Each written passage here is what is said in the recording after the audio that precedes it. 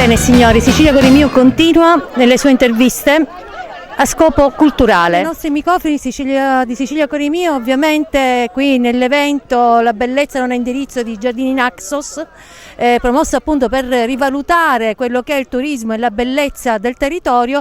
Abbiamo un artista importantissimo di fama mondiale, Alessio Bonaffini, attore. Lui adesso si racconta ai nostri microfoni, si fa riconoscere, per quanti non lo conoscono, pochissimi sicuramente, un attore di fama, ripeto, mondiale, e con una biografia molto ma molto ampia.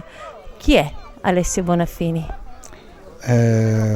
Buonasera, ma chi è Alessio Bonaffini? Alessio Bonaffini è un attore soprattutto di teatro che ha fatto l'Accademia d'Arte Drammatica nel 92 in Calabria, e dopodiché ha viaggiato e ha fatto spettacoli soprattutto nei teatri italiani. E adesso vivo a Messina, lavoro a Messina anche all'interno delle scuole, gestisco dei laboratori teatrali e in più faccio anche dei miei spettacoli, dei miei lavori, e ne curo sia la parte registica che la parte attoriale.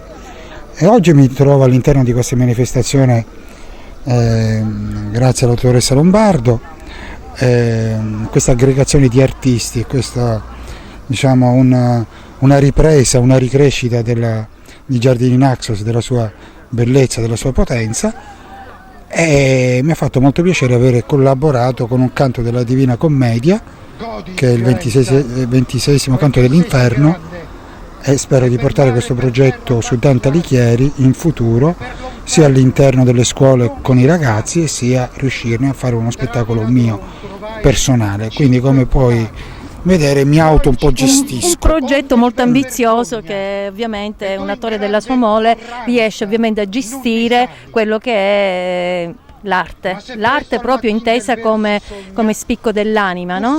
Perché ci si realizza, chi crede in questa cosa bisogna che il progetto non solo lo fa crescere, ma crescendo lo deve anche alimentare con quello che è l'amore per l'arte, e chi meglio di lei ovviamente ci può insegnare come amare l'arte. Io ho visto che lei, interpretando questi versi, mi pare che siano stati 142, io ho sentito questo, esatto, le ha declamati in una maniera veramente molto magistrale. Noi che di teatro declamato ne abbiamo già fatto qualcosa, abbiamo potuto veramente testimoniare con lei che il teatro è la massima espressione dell'anima. Qualsiasi cosa si possa leggere anche davanti a un leggio, se la componente essenziale è la passione, si ha il connubio perfetto per fare arte.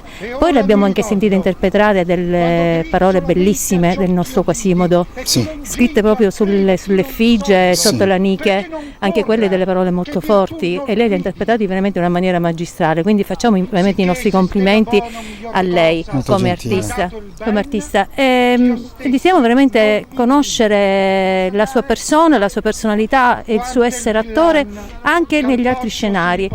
I suoi teatri preferiti quali sono? Io ho letto qualcosa di lei, teatro inglese, con qualcosa come un amore per William Shakespeare, la sua teatralità.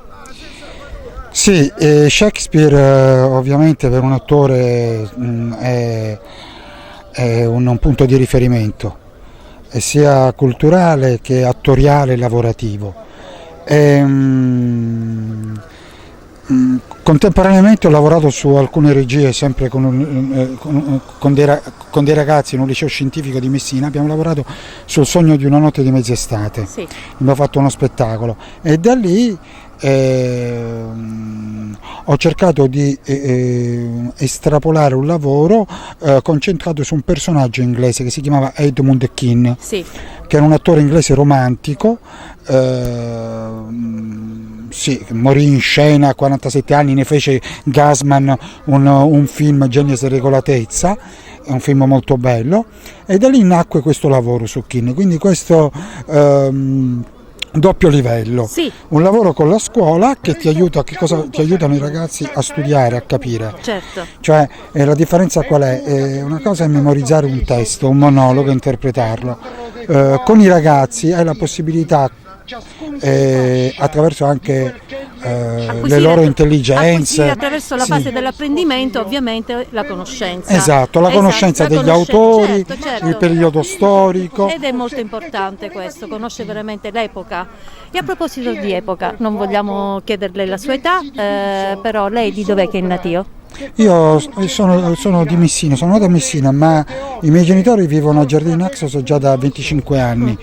Anzi, io spesso ho vissuto a Giardini Naxos diversi anni prima di fare l'accademia, perché i miei si sono trasferiti nel 94 e sono ancora residenti a Messina. Quindi è vero che sono di Messina, ma sono residente adottato da Giardini Naxos. Sì. Quindi anche lei, voglio dire, ha dato un contributo perché è interessato veramente al territorio, in quanto ha un affetto particolare, perché lo ha visto anche ragazzino, questo territorio, lo ha visto crescere anche artisticamente.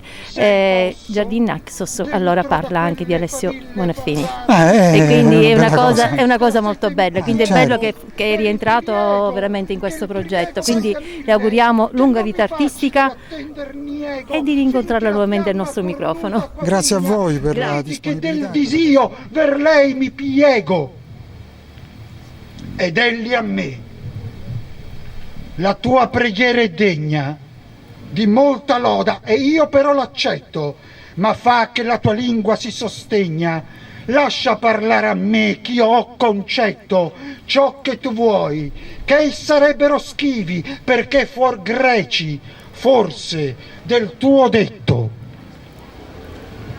Poi che la fiamma fu venuta quivi, dove parve al mio duca tempo e loco, in questa forma lui parlare audivi. O voi che siete due dentro ad un fuoco, s'io meritai di voi mentre ch'io vissi, s'io meritai di voi assai o poco, quando nel mondo gli alti versi scrissi, non vi movete, ma l'un di voi dica dove per lui perduto a morir gissi.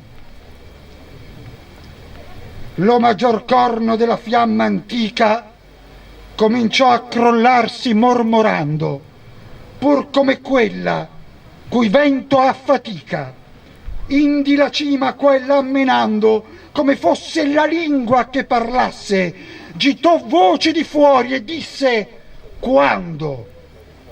Mi dipartì da Circe, che sottrasse me più d'un anno là presso a Gaeta, prima che sia né all'anno masse, né dolcezza di figlio, né la pietà del vecchio padre, né il debito amore, lo qual dovea Penelope far lieta, vincer poter dentro da me l'ardore, ch'io ebbi a divenir del mondo esperto, e dei vizi umani, e del valore, ma misi me per l'alto mare aperto, sol con un legno, e con quella compagna picciola, dalla qual non fui diserto.